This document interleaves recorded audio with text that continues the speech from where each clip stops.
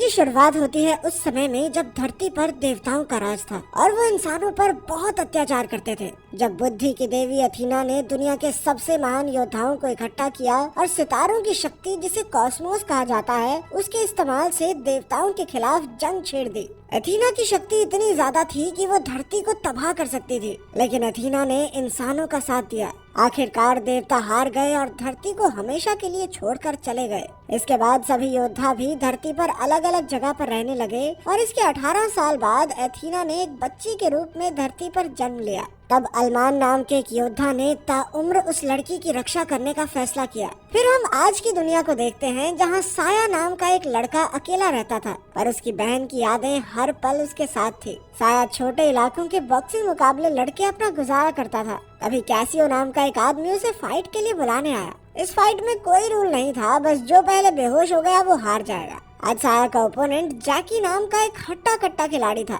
उसने बड़े जोश में साया पर हमला करना शुरू कर दिया और साया हर बार उसके वार से बच निकलता। साया उसके हमलों का जवाब नहीं दे रहा था, जिससे कैसियो को बहुत गुस्सा आ गया और उसने रिंग में घुसकर जैकी को बेहोश कर दिया और फिर खुद साया से लड़ने लगा। उसने साया को बहुत बुरी तरह पीटा, जिससे वो बेहोश होने ही वाला था कि अचानक उसे अपनी बहन का चेहरा याद आ गया और उसके शरीर से सितारों की शक्ति यानी कॉस्मोस निकलने लगी। उस पल साया के अंदर मानो पूरे ब्रह्मांड की शक्ति आ गई हो। वो कैसियो को एक ही लात में चित करके वहाँ से बाहर आ गया। जैसे ही वो बाहर निकला तो योद्धा अलमान उसका इंतजार कर रहा था। अलमान ने उसे कहा कि फाइट के दौरान उसे जो शक्तियाँ मिली इसकी खबर गरुड़ तक पहुंच गई होगी और वो अपनी फौज के साथ जल्द ही उसे लेने आ जाएगी। असल में गरुड़ अलमान की पत्नी थी, जो धरती पर मौजूद कॉस्मोस शक्ति वाले योद्धाओं को इकट्ठा करना चाहती थी। अब अलमान ने साया को अपने साथ चलने को कहा, पर तभी वहाँ गरुड़ के आदमी आ गए। अलमान और साया वहाँ से भागे और अलमान के साथ ही माइलॉक ने गार्ड के आदमियों पर हमला कर दिया,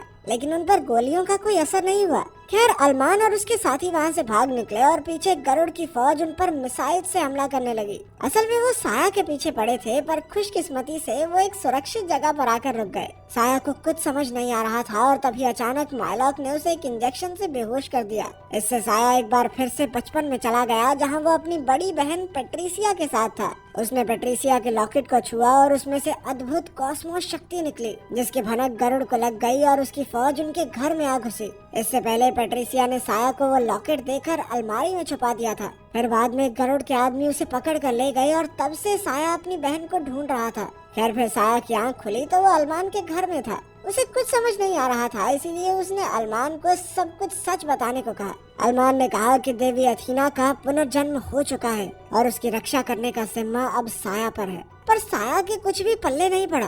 तब अलमान ने कहा कि गरुड़ ने बचपन में ही साया की कॉस्मोस शक्ति पहचान ली थी और उसकी बहन ने खुद गरुड़ के साथ जाकर साया की जान बचाई। तभी वहाँ सायाना नाम की एक लड़की आई, जो असल में देवी अथीना का पुनर्जन्म थी। अलमान ने बताया कि गरुड़ सायाना को मारकर उसकी शक्तियाँ छीनना चाहती है, मगर साया को उनकी किसी बात पर विश्वास नहीं था। खैर बाद में खाना खाते हुए अचानक चारों ओर अंधेरा हो गया और सायाना के शरीर से कॉस्मोस की जबरदस्त शक्ति निकलने लगी। तभी अलमान ने वहां आकर साया को सायाना से दूर किया, क्योंकि एक देवी की शक्तियां अगर बेकाबू हो गई तो आसपास का सब कुछ तबाह हो सकता है। अब ये भी खुलासा होता है कि कैसियो असल में गरुड़ का ही आदमी था और उसने ही गरुड़ को बताया था कि साया के अंदर कॉस्मोस शक्तियां हैं। उधर सायाना और साया बातें कर रहे थे तो सायाना ने उसे बताया कि बचपन में अलमान और गरुड़ ने उसकी जान बचाई थी। अलमान ने उसे पिता की तरह पाला पोसा, पर गरुड़ को लगता था कि सायाना के अंदर अथीना की शक्तियां हैं जो पूरी धरती को तबाह कर सकती हैं। इसीलिए उसने अलमान को धोखा दिया और अपनी फौज बनाकर सायाना को मारने की कोशिश में जुट गई।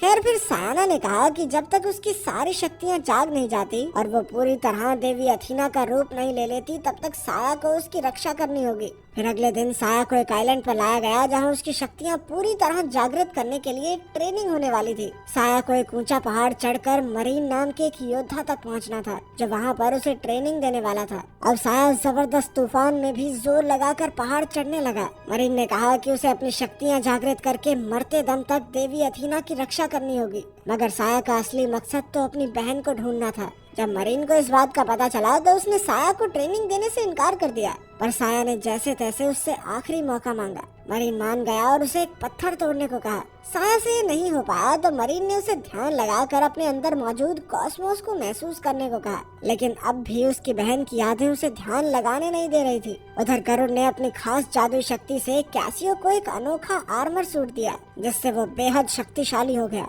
दूसरी ओर साया की ट्रेनिंग जारी थी, पर मरीन अपनी शक्तियों से उसे हर बार हरा देता। मरीन ने उसे समझाया कि अगर वो गरुड़ के खिलाफ होने वाली जंग में खुद की रक्षा करना चाहता है तो उसे अपनी कॉस्मोस शक्ति को जागृत करना ही होगा। उधर सायाना ने सपना देखा कि उसने एथीना बनकर पूरी धरती का सर्वनाश कर दिया, पर फिर अरमान ने उसे शांत किया। दूसरी ओर साया अब भी मरीन से हार रहा था, क्योंकि वो पैट्रिसिया की यादों से बाहर ही नहीं आ पा रहा था। फिर रात को उसने देखा कि पैट्रिसिया ने कहा था कि वो हमेशा उसकी रक्षा करेगी। तब साया को एहसास हुआ कि ऐसी यादों में जीकर गुजारा नहीं होगा, इसीलिए उसे हिम्मत जुटाकर भविष्य के लिए तैयार होने की जरूरत है। अगले दिन से उसकी ट्रेनिंग बेहतर होने लगी और जैसे जैसे समय बीता वो और ताकतवर होता गया। आखिरकार एक दिन वो मरीन पर हमला करके पत्थर तोड़ने में कामयाब रहा। उधर गरुड़ के अड्डे पर उसके आदमी नीरो ने अरमान के एक आदमी को बंदी बना रखा था। नीरो ने उससे अरमान का पता पूछा, पर जब उसने मुंह नहीं खोला तो नीरो ने उस पर इतने अत्याचार किए कि वो सब कुछ बताने पर मजबूर हो गया।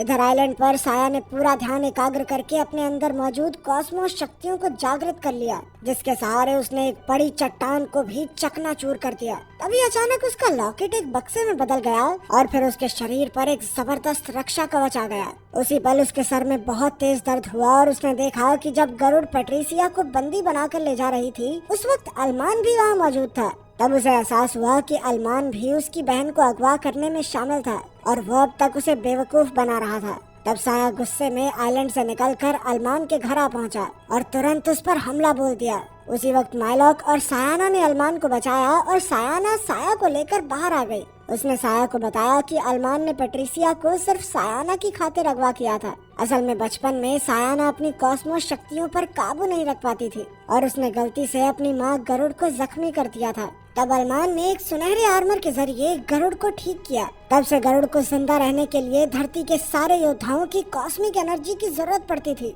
उस दिन से गरुड़ ने योद्धाओं की कॉस्मिक शक्तियाँ छीननी शुरू कर दी। इसके बाद जब बचपन में साया के शरीर से वो शक्तियाँ निकली तो पैट्रिसिया समझ गई कि उसके अंदर जरूर कोई अद्भुत ताकत है। गरुड़ को भी शक्ति का एहसास हो गया, इसीलिए वो उनके घर आ गई और तब पैट्रिसिया ने साया की जान बचाने के लिए खुद को गरुड़ के हवाले कर दिया। मगर गरुड़ को बाद में पता चला कि पैट्रिसिया के अंदर तो कोई ताकत थी ही नहीं। इसके बाद पैट्रिसिया भी कभी लौटकर साया से मिलने नहीं आई, क्योंकि गरुड़ की फौज की नजर हमेशा उस पर रहती थी। अगर वो साया से मिलती तो उसकी जान खतरे में पड़ सकती थी। फिर सायाना ने कहा कि गरुड़ को लगता है कि सायाना बड़ी होकर देवी अथीना बनकर धरती का सर्वनाश कर देगी, पर अरमान ने हमेशा सायाना की गरुड़ से रक्षा की। अब सायाना को डर था कि जब वो देवी अथीना का रूप लेगी तो वो खुद पर काबू न रख पाई तो क्या होगा। इसीलिए उसने साया से वादा करने को कहा कि चाहे मुझे मारना पड़े पर तुम धरती को जरूर बचाओगे। तभी अचानक साया और सायाना ने देखा कि गरुड़ की स्पेसशिप अरमान के घर की ओर बढ़ रही थी। वो तुरंत अरमान के घर की ओर दौड़े।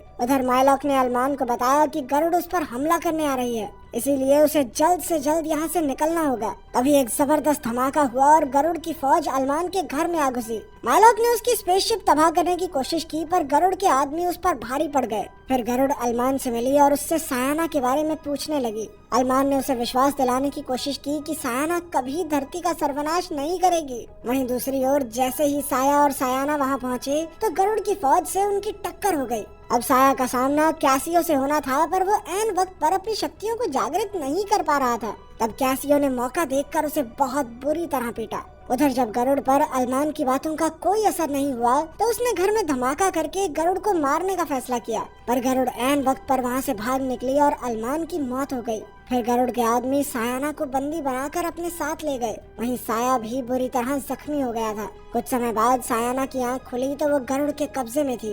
अब गरुड़ ने कहा कि उसे धरती की रक्षा करने के लिए अपनी बेटी सायाना की बलि देनी होगी। फिर उसने नीरो को प्रक्रिया शुरू करने को कहा। उधर साया को बहुत पछतावा हो रहा था, क्योंकि वो सायाना की रक्षा नहीं कर सका। तभी अचानक उसे दिखाई दिया कि बचपन में उसने अपनी बहन को वापस लाने की कसम खाई थी। इसके बाद माइलॉक वहां आया और वो दोनों सायाना को बचाने निकल पड़े। जब वो गरुड़ के अड्डे के करीब थे तो रेडार पर उनकी स्पेसशिप पकड़ी गई, इसीलिए अब बचने के लिए साया को स्पेसशिप से कूदना होगा। जैसे ही वो कूदा तो उसने अपने सुरक्षा कवच को जागृत कर लिया, जिससे वो सही सलामत नीचे पहुंच गया। फिर उसने गरुड़ के सभी फौजियों की हड्डी पसली एक कर दी और अंत में कैसियो भी उसके हाथों मारा गया। उधर सायाना का अंत नजदीक था और उसी पल गरुड़ को एहसास हुआ कि वो गलत थी। उसने नीरो को प्रक्रिया बंद करने को कहा पर नीरो नहीं माना। तभी उसने फीनिक्स योद्धा का रूप ले लिया। गरुड़ ने उसका मुकाबला करने की कोशिश की पर वो एक पल भी नहीं टिक सकी। वो गरुड़ का काम तमाम करने ही वाला था कि साया वहां पहुंचा और दोनों योद्धाओं के बीच जबरदस्त युद्ध शुरू हो गया। उसके हमले इतने खतरनाक थे कि आसपास की बिल्डिंग्स तक तबाह होने लगी। उधर गरुड़ ने जैसे तैसे सभी मशीन्स बंद करके सायाना की जान बचाने की कोशिश की, मगर उसी पल चारों ओर तेज रोशनी का प्रकाश हुआ और सायाना के शरीर ने देवी अथीना का रूप ले लिया। फीनिक्स योद्धा ने उस पर वार करने की कोशिश की पर अथीना ने उसे हवा में उड़ा दिया। अथीना की शक्तियाँ इतनी ज्यादा थी कि सायाना अपने आप पर काबू नहीं कर पाई और जल्द ही उसके आसपास की दुनिया नष्ट होने लगी। उसकी बढ़ती शक्तियों से धरती सर्वनाश की ओर बढ़ रही थी कि तभी साया को अपना वादा याद आया और उसने सायाना से कहा कि तुम्हें अपनी शक्तियों पर काबू करना होगा, ठीक वैसे ही जैसे तुमने देवताओं के खिलाफ युद्ध में किया था। उस युद्ध में जैसे तुमने इंसानों की रक्षा की थी, ठीक वैसे ही तुम्हें खुद पर काबू करके आज पृथ्वी को बचाना होगा। ये सुनकर सायाना को अपनी असली कहानी याद आई और वो अपनी शक्तियों पर काबू करने में कामयाब रही। आखिरकार तूफान थम गया और साया ने उसे अपनी बाहों में उठा लिया। फिर सायाना अपनी माँ गरुड़ के पास गई जो अपनी आखिरी सांसें गिन रही थी। गरुड़ ने उससे माफी मांगी और बदले में सायाना ने अपनी कॉस्मिक शक्तियों से उसे ठीक कर दिया। उसने कहा कि अब वो अपनी शक्तियों पर काबू करना सीख गई है। उधर माइलॉक और नीरो भी जिंदा बच गए थे। फिर अंत में सायाना ने साया से कहा कि देवताओं तक भी खबर पहुंच चुकी होगी कि अथीना जाग चुकी है और वो दोबारा इंसानों पर हमला जरूर करेंगे। इसीलिए उन्हें धरती के सभी योद्धाओं को इकट्ठा करना होगा ताकि वो देवताओं का सामना कर सके।